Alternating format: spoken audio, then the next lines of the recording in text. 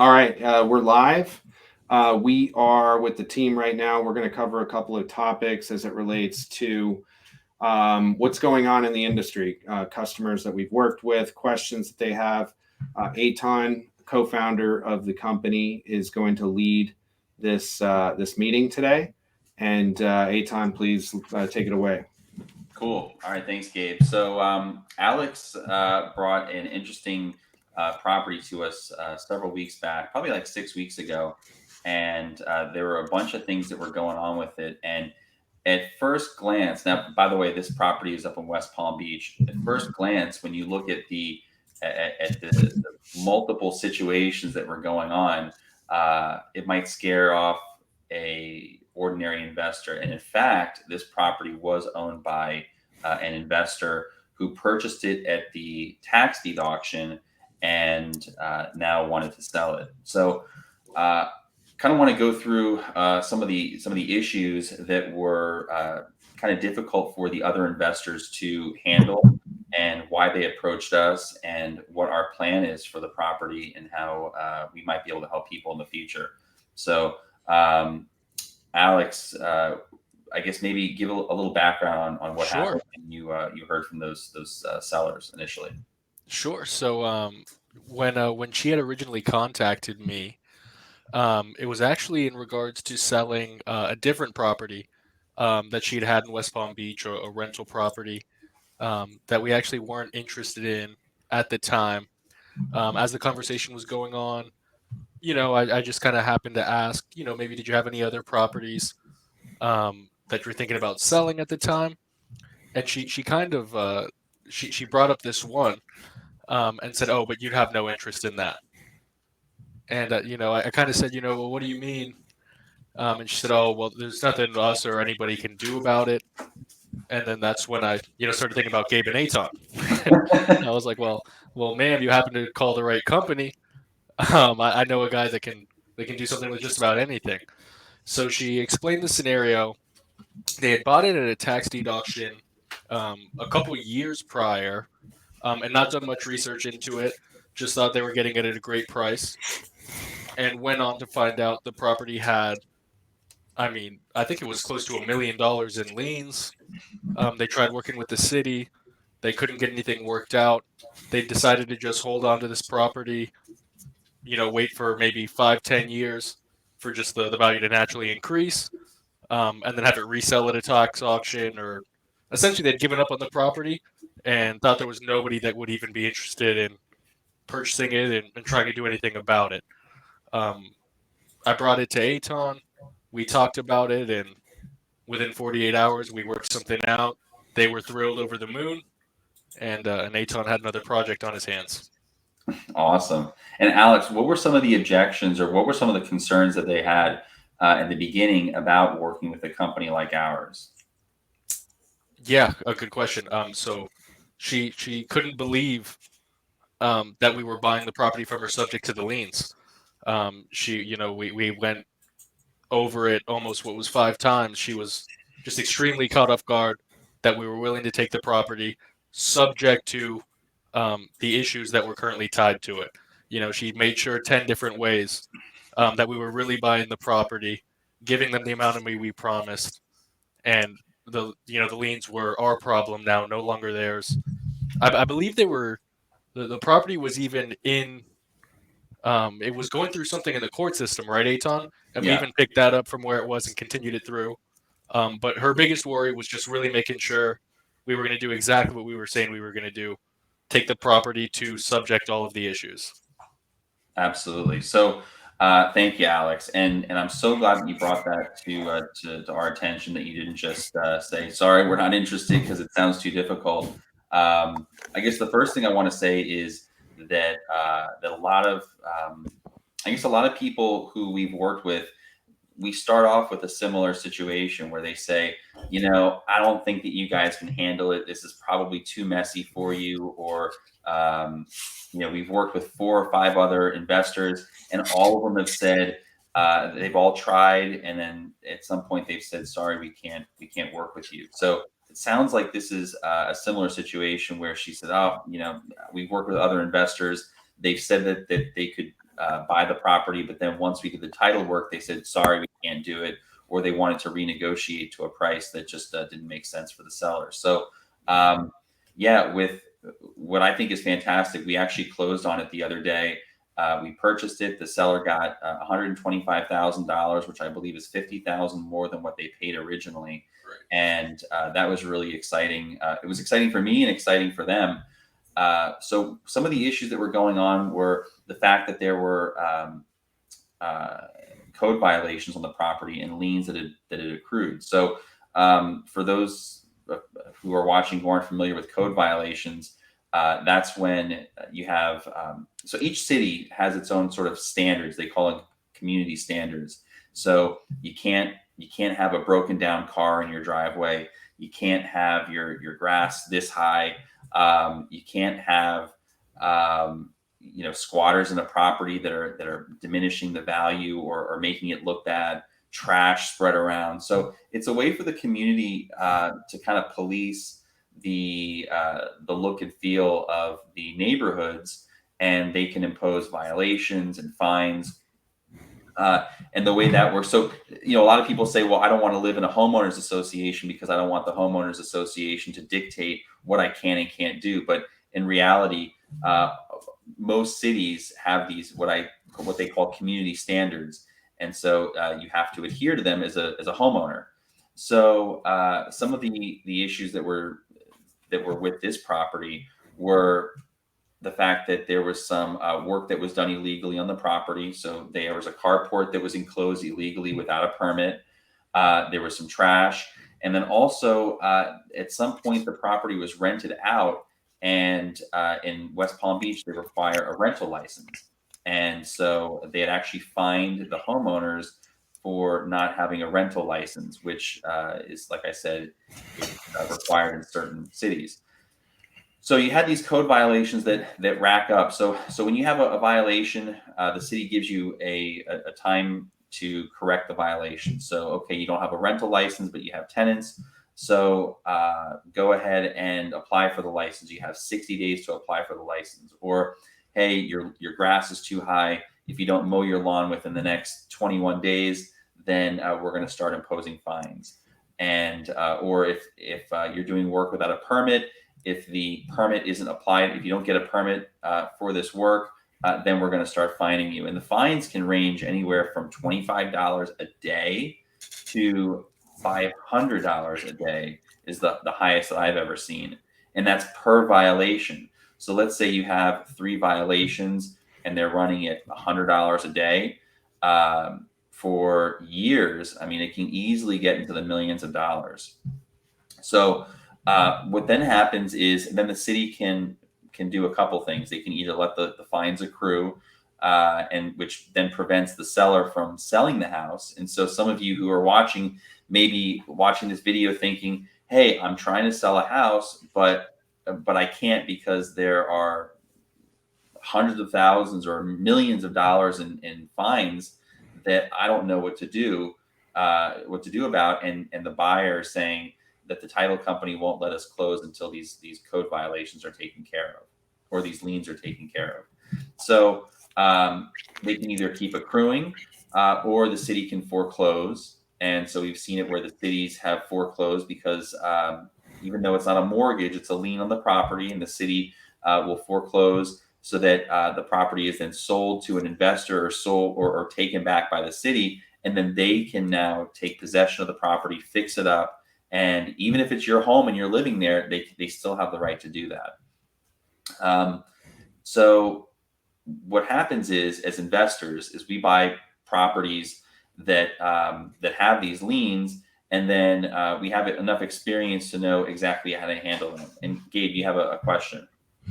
Yeah, so I was going to ask a couple of things as it relates to back to Alex. The depth of knowledge of the homeowner that you were helping, of the situation. What was their depth of knowledge, and what gave them confidence that they weren't going to be held liable? Because I'd suspect one of the biggest concerns was, I don't want to get stuck holding the bag here. So how did that whole thing go down? So, I mean, their knowledge relative to, just the average citizen was, I'd say, pretty high. They were in the real estate business for the last 20 years. They've retired themselves through the real estate business. They purchase properties at tax auction multiple times a year, rehab those properties and rent them and sell them. I think they had something like 15 or 20 properties throughout Palm Beach County. Wow.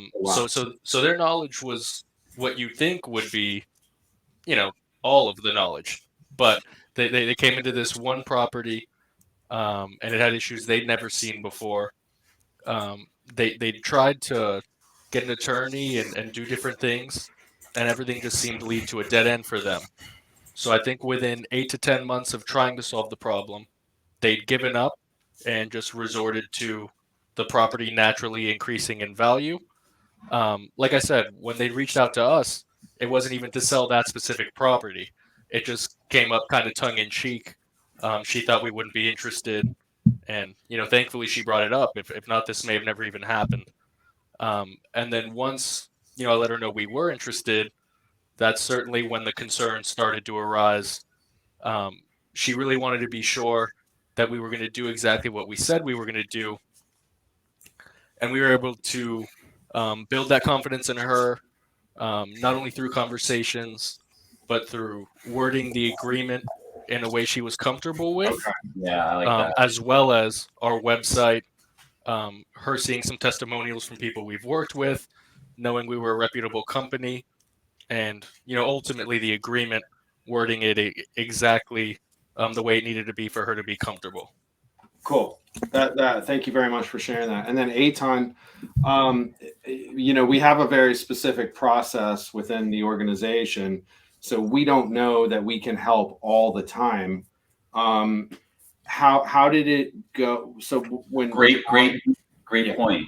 Yes. So the process was we got on a phone call with the seller. Alex and I did, and we basically discussed what their concerns were, what they thought was wrong with the property, and what we thought that we could help them with. And so when it gets to complex situations like this, and I know Paul and I had a similar one just like this. We can typically do some research within 24 hours and be able to get a pretty good picture of what's going on with the property. But when it gets really complex, we have to consult with our attorney and just to kind of make sure that there's nothing that we're missing. Okay. And so sometimes we have to go and run a title search, and that can take, let's say, a week or so. So I think what happened was with Alex, we had a pretty good idea of what was going on, and we basically told her that, hey, if it's a situation of the property was purchased at a tax deed auction and it required clearing of title, which is typical for every tax deed auction.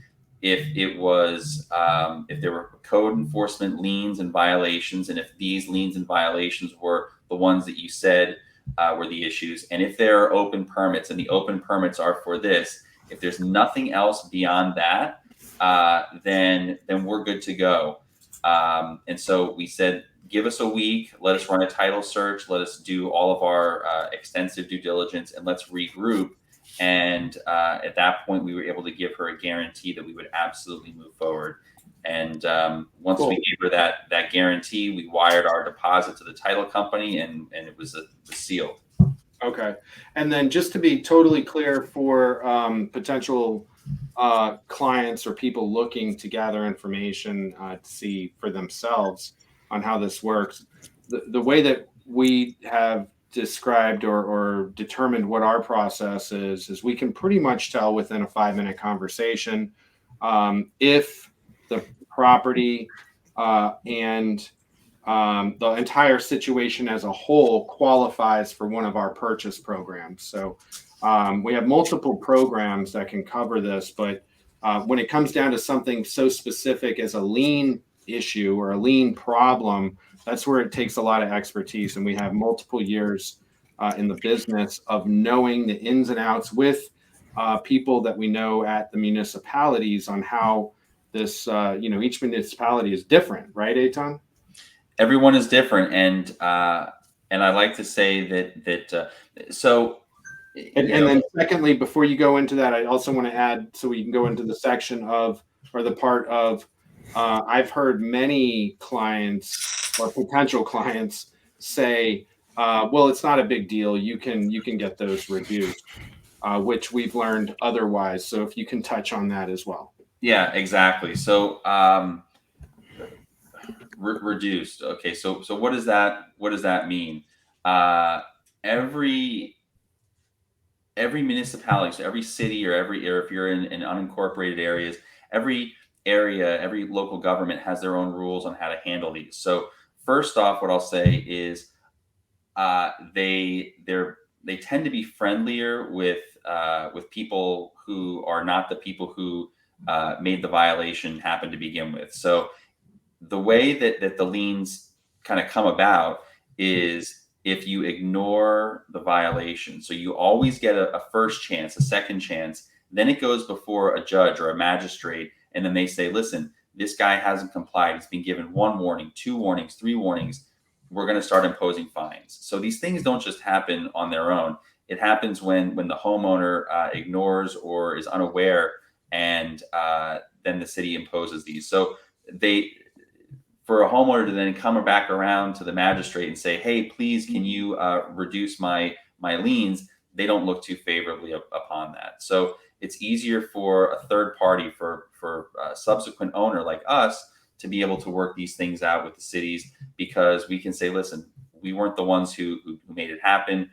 We're sorry for what they did, but we want to fix up the house and we want to make it better." And so it's easier to start a conversation with the city about that. But even though it's easier, the cities they want their pound of flesh too. So right now, there's one that we're working on where the city says, "Okay, tell us exactly how much you're spending on your rehab. Tell us exactly how much money you're spending on the whole project. Give us a whole spreadsheet so that we can see exactly to the penny what you're planning to make as profit, and then we will decide how much we want to make based on your profit." And so here now the government's our silent partner. So then we got to give money to the local government, and then when we sell it, then we have to pay taxes to the federal government. The government becomes our partner.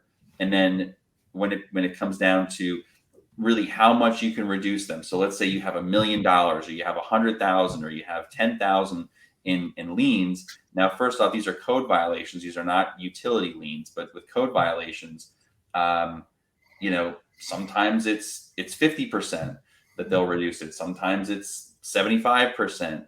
Sometimes it's more. But we won't ever know until we get in front of them. And if the people on the other side who have the ultimate authority are having a bad day, which we have seen, we unfortunately caught the brunt of that on one occasion, and then we're the ones who are taking that risk, and so we have to eat that. And I think one time, Gabe, it was to the tune of $30,000. We thought that we were going to get them reduced $30,000 less, and I think our profit on that whole property was close to that. And I think we ended up we ended up breaking even on that property, which was unfortunate. But that's the risk that we take so that the homeowner doesn't have to do that. So you make some excellent points there. So first, the violation has to be rectified. Then it has to be scheduled to have an inspector come out and check the property to make sure that everything was done right. If it wasn't done right, then you have to do it again or fix whatever it is. Then they have to come back out. And then a lot of times we've heard there's concerns about, oh, you're just trying to take advantage of a situation. But there is a lot of risk here because you don't know what, if any, depending on the dollar amount, depending on the magistrate, the judge essentially is going to decide what it gets lowered to when it does get lowered. Exactly. And we're the ones taking on that risk. Now, what makes me feel comfortable taking this risk, and what I would say to a homeowner, if I'm speaking directly to a homeowner who has a property that they're potentially looking to sell, I would say the reason why we're willing to take this risk and why you may not want to be willing to take this risk is we bought like over 60 properties last year. Okay. And so because we buy so many houses, we can absorb a couple losses here and there. So if there are a few properties where, you know what, the city didn't cooperate and we tried our best, we're not going to lose our whole business over that. Some of them will make money, some of them we won't. But for a homeowner, if you're going to take that risk yourself, you have to be prepared that once the magistrate, bangs his gavel, that there's no going back. And so if you catch them on a bad day, that may be your one and only shot to make the money on that house. That's great. That's excellent. Does anyone have any questions or anything they want to add to that? I mean, I think that's a really, really good one thing I would go into. I'd love to see if anyone has any questions. If not, I got a couple of things. So one, Eitan, I remember with this one specifically, I can't remember the verbiage, but there was some sort of process they were going through the Palm Beach County Court that you had picked up and continued from where they couldn't continue it. What exactly were they doing or trying to do? Okay, good question. So the process is called a quiet title action, and so I hope nobody who's watching this has ever been foreclosed on. But if you are, you'll be familiar that a foreclosure, it's a long court case, and the court case is when the bank or whoever's foreclosing, they file paperwork with the court, and they'll say, okay, this is how much the homeowner owes, and this is how much they're behind, and then they have to notice all the parties, and it's a whole formal legal process to go through on it, and then at the end, the property goes to auction, and it's a foreclosure sale, and that's when the actual auction takes place. The house is sold. With a tax deed, this is when somebody hasn't paid their taxes for 3 or more years. Then the county can put it up for auction to get that money back. So when the county does that, it's a slightly different process where now we have to clear up the title on the back end. Stuff that if it was a foreclosure for like a mortgage, let's say, would have happened on the front end. For the tax deed, it happens on the back end. And so you have to do what's called a quiet title action. And that means that if there are any other parties like mortgages or other liens or people who may have an interest in the property, that all has to get worked out with the court first before it can get sold to somebody else. So if you're an investor and you buy a house at the tax deed auction, and you think, okay, I'll buy it, I'll put a coat of paint on it, and then I'll sell it 30 days later, that's not going to work because you can't get title insurance. So what they were doing is I guess what I figured out was they weren't aware of that process. They bought it at the tax deed auction, started doing work, and then realized that they, before they could get title insurance, they had to do this lawsuit. And I believe that the attorney who they were using they didn't specialize in that. And so our attorney who specializes in that took it over, and we were able to do it a little bit faster because, and this isn't a comment on like good attorneys or bad attorneys, but if you do something every single day, you're going to do it faster or better than somebody who just does it, on occasion. And so if their attorney did it on occasion, it could have taken a year and a half. But our attorney, because they do it all the time, they're very confident and could do it. Could wrap it up within 6 months. Wow. That's great. Yeah. All right. And then as far as it relates to selling the property through a realtor with a bank loan, that's not possible. Why won't banks loan on properties with code violation liens? Okay. So if you have a code violation or a code enforcement lien, so the violation is the beginning and then the lien is after it's been going on for a while. There's something called like an order of priority of liens. And so if you have a code violation or you have the code enforcement lien, and as I mentioned before, they can foreclose on the property. If the lien is filed before the mortgage, so if the lien is filed, let's say in January, and then you want to sell your home in October, but then you want to sell it to somebody who needs a mortgage, they go get a mortgage. The mortgage is recorded in October. Now the mortgage is in second place. So the lenders, when they're lending a homeowner money to buy a property, they want to make sure that if the homeowner doesn't pay, that they can foreclose and they can get the money back. So they want to make sure that their interest is secure. But if there's code enforcement liens, those liens have priority. And actually, if the city wants to foreclose, then they wipe out the interest of the lender. So if the lender gives you $200,000 or $300,000 to buy a property, and that's your mortgage, and then the city comes and they foreclose on the lien, then the bank loses all their money, and that's not good. So what they now require is they require clean title, and they require that there's no liens or violations on any property, so that doesn't happen. So that's why if you have these liens, code enforcement liens or violations, even if for something as simple as not mowing your grass or widening your driveway without a permit, if there are these issues on your property, it is impossible, nearly impossible, to sell it to a regular homeowner, because nobody wants to inherit your problem. Only investors like us who know how to handle these things are willing to purchase the properties with these issues. So they could have only sold that property for cash. That was their only option. They could have only sold it for cash, and then the buyer would have to be sophisticated enough, because if let's say you're you have a lot of money, and let's say you're going to live there and you have a lot of money. Well, you don't make a lot of money, enough money to buy a house for cash by making bad decisions, which would be buying a house where there are liens on them. So if you're buying a property for cash, you're going to want to make sure that there's clear title, just like a bank would if they're lending you money.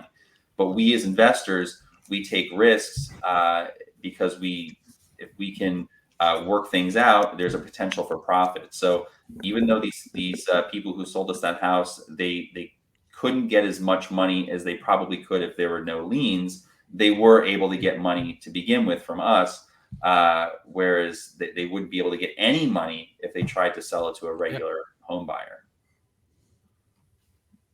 Yeah, I mean, they'd given up before they spoke to us. They almost didn't even bring it up. So that makes sense. I'm sure they tried.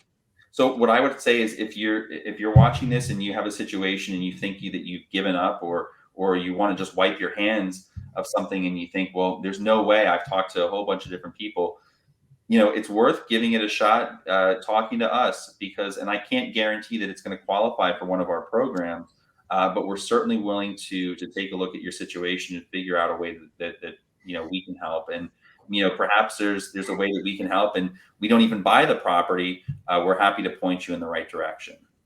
That's great, and that's an awesome segue into the last piece of this here, which would be what direction, if it was a family member or a friend that you had that was in a situation, let's say the situation is, the liens are racking up, they went through some rough times, maybe it was a second home, they were letting somebody else live there, and they weren't even getting the mail, and it's gotten to a point at which those daily fines, $25 to $200, been racking up for quite some time now. Where would you direct them to go if they want to do what they can to get this situation rectified? What kind of attorney should they speak with? What direction would you give somebody like that? Absolutely. So the first thing I would say is, if you're a homeowner and you have an issue like this, hopefully you've been already in contact with the code enforcement officer or the representative from the code enforcement department about what it is that you need to do to fix the problem. So if it's an issue with the high grass, or if it's an issue of doing work without a permit, hopefully they've given you instruction on what it is that you need to do to fix the situation. So the first thing I would do is engage in a dialogue with that code enforcement officer. Have them come out to the house. Have them show you exactly what the problem is, what it is that they don't like, and be respectful, because I know that a lot of times, they don't get treated well by homeowners who get really angry with them. But if you treat them well, they're more likely to work with you and help you out. So find out exactly what's going on, and if it's a simple issue, if it's a matter of, hey, there's a car in the driveway that's an old car that's broken down, get rid of the car. If it's a matter of mowing the grass, mow the grass. Then bring the code enforcement officer back to bring it into compliance, and then see how you can work that out with the city on your own. But if it's a more complicated issue, or if it's something where there's large amounts of liens, or where you've tried to work with the city and for some reason they weren't willing to work with you, we're always happy to take a look at it. But I'd say the first thing to do is try and talk to the city yourself. Try and they're people too, and they live in the community too. And the goal is they want the neighborhood, the community to look nice. And somehow your property has violated one of their rules, and they don't view it as looking nice. So talk to them, and you can always reach out to your local real estate attorney. Although I will say that some attorneys have more experience than others dealing with these kinds of situations. And just make sure that you talk to one who has a lot of experience, because ones who don't may send you down the wrong route versus helping you out. And how do you know which one would be more experienced than the other? Because I think a lot of people hear attorney, well, they must know what's going on. And attorneys are generally very professional and hold themselves in a very high regard, so they can come across as being very knowledgeable. But as we've heard from other homeowners who have been in situations, sometimes they do get steered down the wrong path and things go south. So how would one know, who to go with? Well, let me ask you this, Gabe. If you went to the dentist and he was operating on your mouth, if he was doing a filling and he happened to say, hey, by the way, Gabe, this is the first filling that I've ever put in, and then he pulls out his drill, would you jump out of that chair? Absolutely. Yeah, exactly. I'd get a second opinion. Exactly.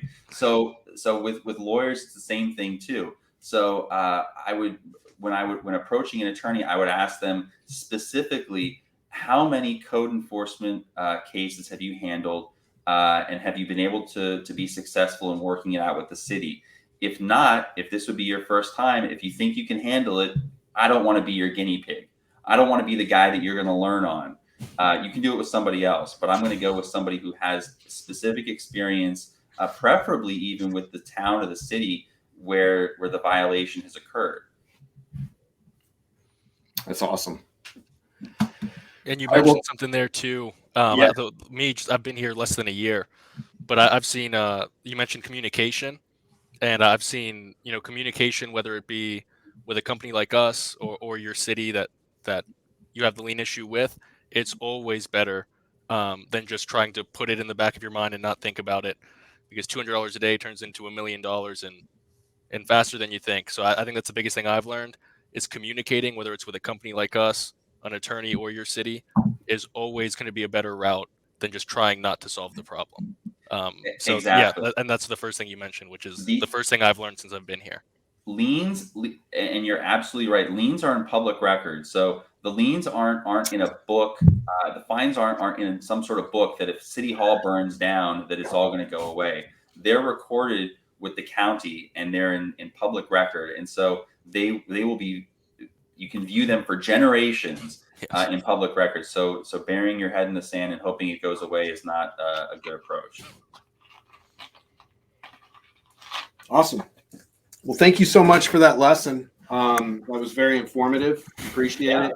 And what's the best? Well, we'll just say the best way. There'll be some information in the description of the email. Call and speak with Alex or Paul.